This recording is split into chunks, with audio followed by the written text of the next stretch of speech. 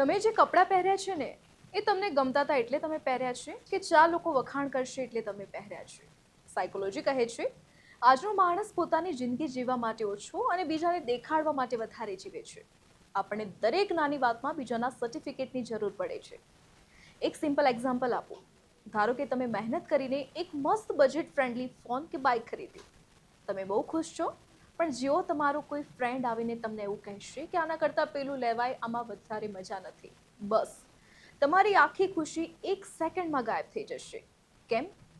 કારણ કે તમારી ખુશી વસ્તુ પર ન હતી, સામેવાળાના વખાણ પર ટકેલી હતી. સાયકોલોજીમાં આને કહેવાય છે એક્સટર્નલ વેલિડેશન, એટલે કે તમારા પોતાના મૂડનો રિમોટ કંટ્રોલ તમે દુનિયાના હાથમાં આપી દીધો છે. કોઈએ વખાણ કર્યા તો તમે ખુશ અને કોઈએ મોઢું બગાડ્યું તો તમે દુઃખી.